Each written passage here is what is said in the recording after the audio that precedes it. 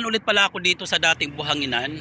Ayan, dito sa Katsara dati na sinasabi nila. So ngayon wala na yung mga brickstone. Ayan, lahat na nakalagay na diyan sa sa parking na 'yan. So lahat na naka-assemble na. So almost na siya, complete. Almost complete. So ayan. So doon wala na rin, oh. Lahat na nandoon na yung brickstone, naka-fix na. So ito na lang area na to. Yan na lang. So doon okay na lahat, yung mga brickstone wala na, yung marami doon, yung bulto-bulto na sinabi ko na brickstone, wala na. So ayan. So ayan, para matapos na rin sila. Napadaan lang kasi ako rito. So pupunta lang din ako doon sa may taas ng kasba, sa may bridge. Dadaan ako doon mamaya. So yung sinasabi kong tulay, malapit na ako dito sa may tulay. Ilang kembot pa, nandito na ako sa may tulay. So eto na guys, nakaakyat na ako sa tulay.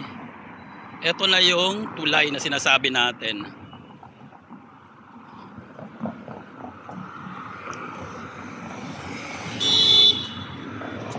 So yan, magpipip ka pa dyan. So hanggang dun sa dulo. At doon ako magtatambay ngayon. At doon na lang din ako magkakarak.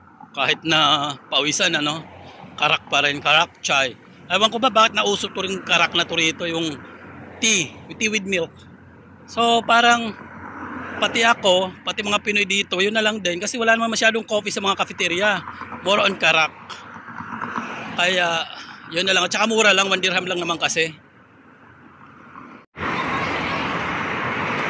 So ayan guys, nandito na ako sa may stairs. Sa may stairs. Yan. So eto na yung papunta doon sa may kabilang side ng kasba. So hanggang doon. Ayan. So diyan ako magtatambay. Diyan. Diyan sa mga upuan na yan. So tara, punta tayo doon. This time nandito ako sa may kabilang kasba. Doon ako nagtatambay sa may dati, sa may Takure. Ayan, sa may Takure. Sa malaking Takure. Ngayon nandito ako sa may kabilang side. Jiva. So dito naman tayo magtambay para maiba naman.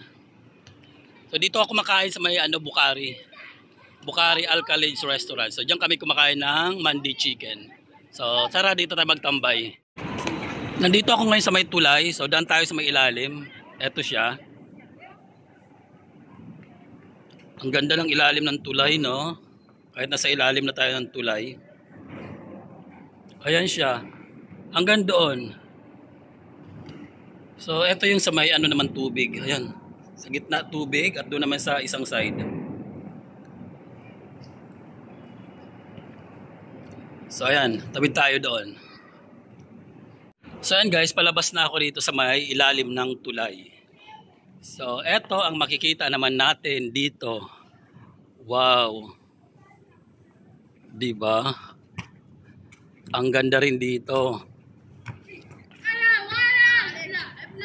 So ng mga bata nandiyan pa rin, mga nagfo-football.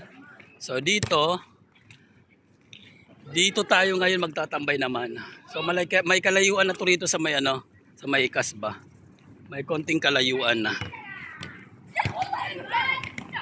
Ayan guys, bumalik ako dito sa inuupuan ko.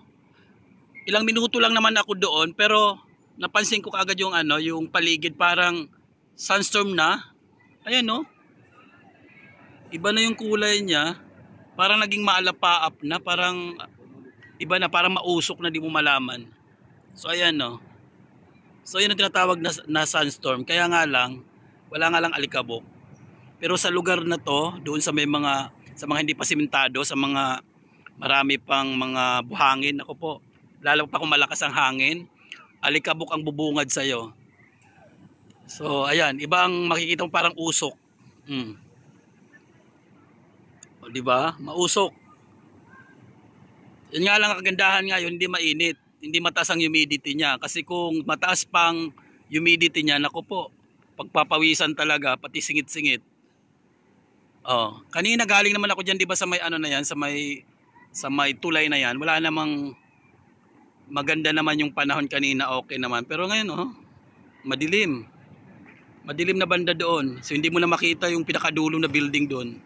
Pero kung maayos yung panahon ngayon, kitang-kita yung building na yun doon, lalo pa kung may ilaw. Ano ka nangyari? Ganun talaga rito. Biglang iinit, biglang magsa-sunstorm, biglang mag-humid kasi eto na talaga yung panahon ngayon na tag-init.